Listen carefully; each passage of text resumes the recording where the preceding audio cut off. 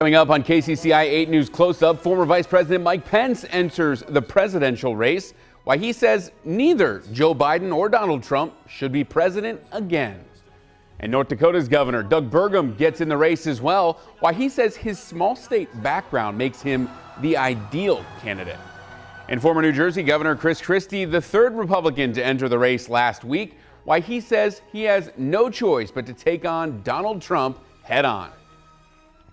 This is Iowa's news leader. This is KCCI 8 News Close Up. And thanks for joining us on this Sunday morning. I'm Chief Investigative Reporter James Stratton. Political reporter Amanda Rooker off today. And former Vice President Mike Pence kicked off his presidential campaign Wednesday right here in the Hawkeye State. Amanda Rooker spoke with him one-on-one after his announcement. He talked about the challenges he faces standing out in now a crowded field of candidates. Mr. Vice President, thanks so much for talking with us today. Now that you are an official candidate, tell me a little bit about what is your campaign strategy here in Iowa? Well, Amanda, it's great to be in Iowa. And, you know, I love Indiana. It's home. But we thought it was important to announce my intention and to run for President of the United States here in the first in the nation state. Iowa plays such an outsized role in shaping our nation's leadership. And when you look at the size of challenges that we're facing today, given the failed policies of the Biden administration at home and abroad, we wanted to bring our message here, which is really a message that I think we can bring this country back, but it's going to require us to offer new leadership in the Republican Party, leadership that'll be grounded in the timeless conservative agenda that's really defined our party over the last 50 years and delivered us great victories for the American people. How much time are you planning on spending in Iowa? Well, Karen and I, we've got such a warm reception here, and frankly, Iowa feels more like home to us than any other state except home. So we're planning on spending a fair amount of time here on the highways and byways of Iowa. You know, because I've said to you before, Amanda, I've come to the conclusion in the last 2 years that I'm well known, but I'm not known well. And our hope today is people to begin to get a sense of who we are. I mean, most people candidly know me from being vice president, which was a role was a great privilege in my life, standing, you know, off to the side of the president and serving the country in that capacity. But what they don't know is that I was a governor. I was a leader of House conservatives in the Congress of the United States, challenged the big spenders in my own party, and before that, you know, built a career in the conservative movement on the airwaves of Indiana. So as people get to know us and get to know our family, where we have two family members that are in active duty military service, my hope is that they'll have a better sense of who we are and what our leadership might mean to the nation. Spent a good deal of time introducing yourself to Iowans today. We did. In that announcement speech, you also directly mentioned former President Donald Trump by name. You offered some direct criticism of the former president in your speech today. Why was it important to you to take on Donald Trump and January 6th in that speech? Well, I think it's time. You know, I had hoped the president would come around over the last 2 years and recognize that on that tragic day that I did my duty under the Constitution of the United States. Look, I shared the concerns about the election of millions of Americans, but once states certified those elections, once the Congress considered objections, my role was to preside over a session of Congress that would open and count the electoral votes. And we did that faithfully. I had no right to overturn the election, but the fact that the president has continued to say that even in the last week on the national stage, I thought it was important today to set the record straight. I said, Donald Trump was wrong then, he's wrong now. And I truly do believe that we kept faith with the Constitution. But beyond that, you know, as I also described today, I think elections are about the future, and we have real differences. I mean, the president and I helped lead a conservative administration that was committed to a strong American presence on the world stage, a strong military, committed to growth and prosperity, and committed to the right to life. But I see the president and other candidates in this field that are walking away from American leadership on the world stage at a time when war is raging in Europe. I see them walking away from a commitment to fiscal responsibility and reform. And I see the former president and others in the field shying away from an unapologetic stand for the right to life, right at the moment that we've come to a new era for the sanctity of life. And so we'll debate all those issues, and I'm confident Republican primary voters will give us a hearing, and we'll choose a standard bearer that'll carry that strong conservative agenda into a contest and defeat Joe Biden in the fall of '24. Iowa Republicans, when I talk to them, they tell me they want to choose a candidate that can win. And you're joining a group of now 10 Republican candidates running for the presidency. For you, what is the path forward that could take you to the White House? Well, I think the path forward for us is just going to be to tell our story. So people will see that I'm not new to the conservative movement. I'm not new to a movement that has really delivered so much for this country, from our administration all the way back to the days of Ronald Reagan. America's been stronger, more prosperous in those seasons of Republican leadership, and that at a time when I think the country's in a lot of trouble, I hope people will see that our experience, not just as vice president, but as governor of a successful state, and also as a conservative leader in the Congress, make us uniquely qualified to help bring our country back. I hope they also would see us as someone that's been on the national stage and understands the challenges that conservatives face and that American families are facing today. This is a real calling for me and for my wife and for our entire family. And we're going to answer that call, and we're going to trust the people here in Iowa and people all across this country to hear us out and give us an opportunity to lead this party and to help lead this country back to security and prosperity. Mr. Vice President, thanks so much for talking with us today. Former Vice President sitting down with Amanda Rooker. Still to come, he tells Iowa voters he was powerless to overturn the results in the 2020 election and explains why he believes January 6th should prevent Donald Trump from ever being president again. But Mike Pence, not the only Republican to enter the presidential race last week. What former New Jersey Governor Chris Christie and North Dakota Governor Doug Burgum say they offer voters right here in Iowa.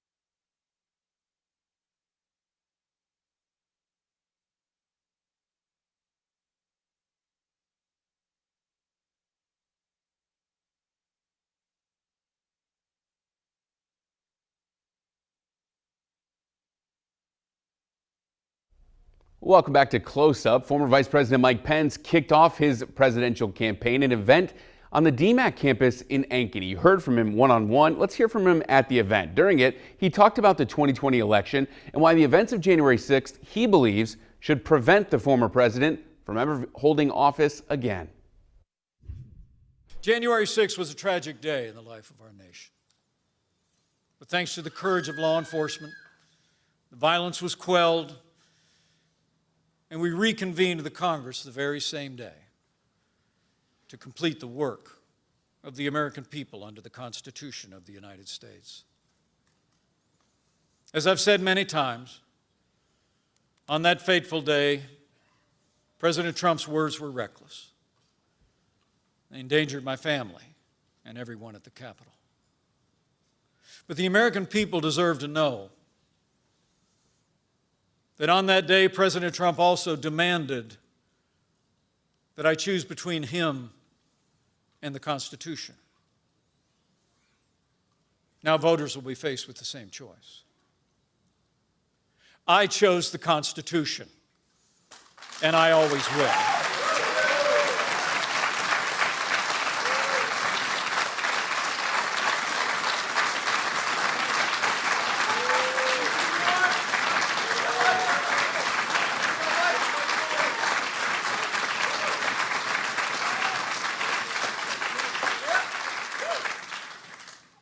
4 years earlier, I swore an oath with my hand on my Bible and on Ronald Reagan's Bible to support and defend the Constitution. The Bible says he keeps his oath even when it hurts. And I know something about that. My son, the Marine, once reminded me, "You took the same oath I took, Dad." And so I did. So let me explain. Article 2, Section 1 of the Constitution provides that the President of the Senate, the Vice President, shall, in the presence of the Senate and the House, open all the certificates, and the votes shall be counted. No more, no less. Despite the fact that the Constitution's language is clear and provides the Vice President with no authority to reject or return electoral votes, my former running mate continues to insist that I had the right to overturn the election. But President Trump was wrong then, and he's wrong now. I will always believe, by God's grace, I did my duty that day. I kept my oath to ensure the peaceful transfer of power under the Constitution of the United States of America.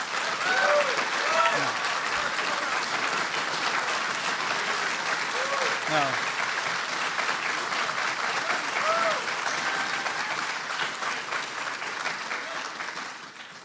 let me say from my heart, I understand the disappointment that many still feel about the outcome of the 2020 election.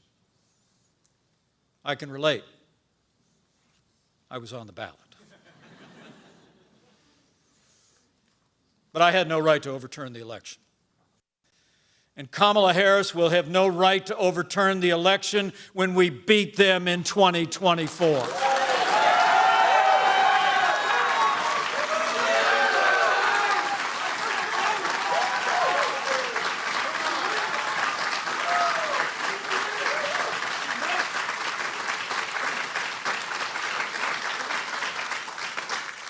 Finally, let me say to my countrymen, I'll always be grateful for what President Trump did for this country. I've often prayed for him over the past few years, and I prayed for him again today. I had hoped he would come around and see that he had been misled about my role that day. But that was not to be. So let me say, I stand before you today as a candidate for president to say to the Republican Party must be the party of the Constitution of the United States. The American people must know that leaders in the Republican Party will keep our oath to support and defend the Constitution, even when it's not in our political interest to do so.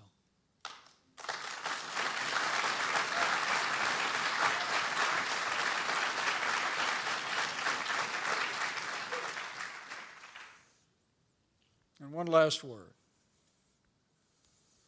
that in part brings us here today. I believe that anyone who puts themselves over the Constitution should never be President of the United States. And anyone who asks someone else to put them over the Constitution should never be President of the United States again. Former Vice President on the podium there. North Dakota's Governor Doug Burgum also jumped in the Republican field of candidates last week. Why he says his tech background makes him uniquely qualified to guide America's economic future.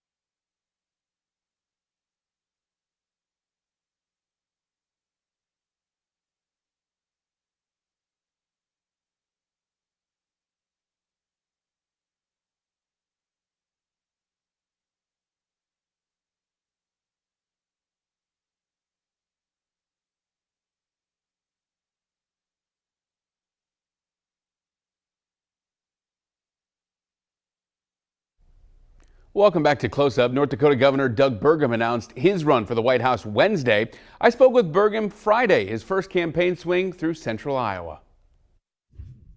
Well, small town kid, Arthur, North Dakota, 300 people, grew up like so many people in Iowa did. Great community, neighbors helping neighbors. My dad died when I was a freshman in high school. That was life-changing. My mom went back to work as a widow with 3 kids. Got to see a whole town rally around our family and support us, and all the other dads, farmers that helped make sure I was okay. Then fast forward, took 160 acres of ground that I had inherited from my dad. It was in my 20s. Mortgaged that. That became the seed capital for a software company called Great Plains Software. People said you couldn't build a software company in North Dakota. Not enough capital, not enough talent, too far, too distant, too small. We ended up building a world-class company of 2,000 people with kids from over 200 different small towns in North Dakota, and we had competed around the world, hundreds of thousands of customers in 120 countries. So I've seen what the Heartland can do. I know what small town kids can do. I know that you give us a chance to solve a problem, we can do it. And that's where I've lived, raised a family, and in 2016 decided to jump into a governor's race, completely unknown. We were down 69-10 in the polls, won the primary 5.5 months later, 60-40, and I'd say the rest is history there. Got reelected by the largest margin in the country in 2020, and we've been focusing on all the things to deliver great solutions for the citizens in North Dakota. Now we're running for president, focused on 3 things: the economy, energy, and national security, and those 3 things are all completely interrelated. Why specifically those 3 things? That was actually the next question on my list. Well, it's easy. If we don't get the economy right, we're in a competition with China.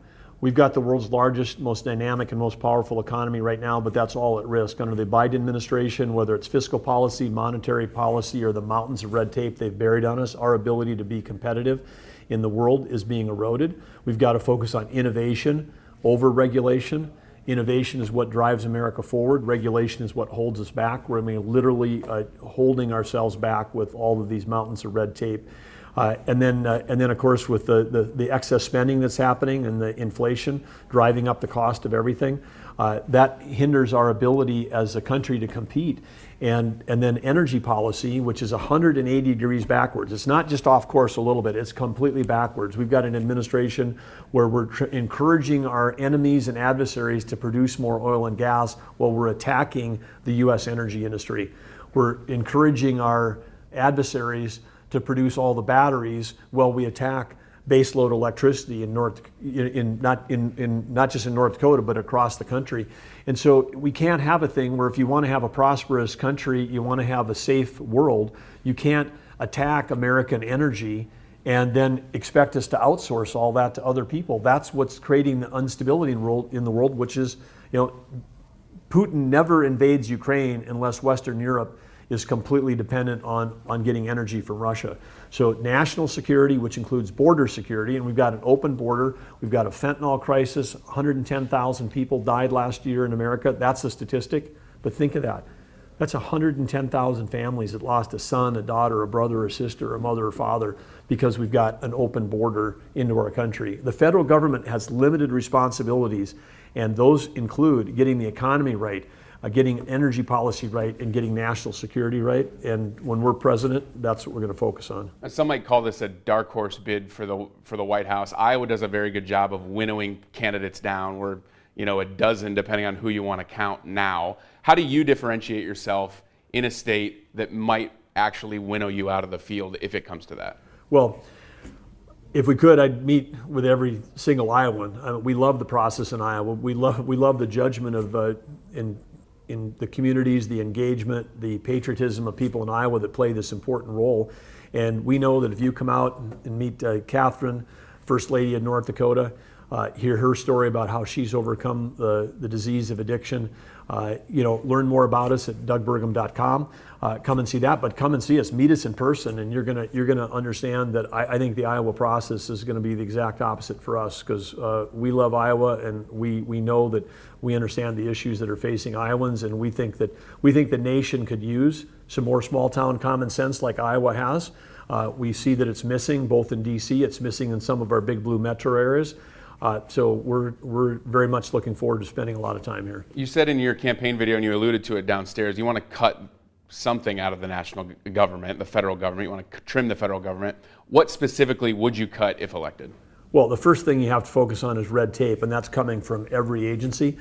The federal government's got a limited set of responsibilities constitutionally that they're supposed to do. The word federal overreach, as governor, I see this every day. It doesn't matter whether it's overreach into energy policy, the waters of the USA, whether it's the lack of controlling our border. The federal government is spending time on stuff that's in the states business, and we've got to return power to the states. The states have got to make sure that at the state level, we're driving decisions down locally to school boards, to library boards. I'm a limited government conservative. We've got to make sure, and I get that from being a CEO. When you're a CEO, the CEO doesn't make every decision. The CEO focuses on the things that matter the most to the most number of people. You delegate all the rest, and when you're running a large organization, you move it down to your local operations. They make the decisions locally, dealing with those local customers. You don't try to make every decision in the CEO's office. And so it's gotten completely backwards. The Biden administration trying to make every decision at the White House, trying to make one-size-fits rules for America. It makes no sense. We need common sense and small town values and we need someone who's run large organizations and someone who's run a state. And I'm the only business leader with a tech background. Technology is changing every job, every company, and every industry. So a business leader that's worked at scale with a tech background and having been a governor, that's a unique situation, and that's what this country needs right now. Governor of North Dakota there. Next on Close Up, a former governor, Chris Christie, the third Republican to enter the presidential race last week, while the former New Jersey governor says he's focusing so much on former President Donald Trump.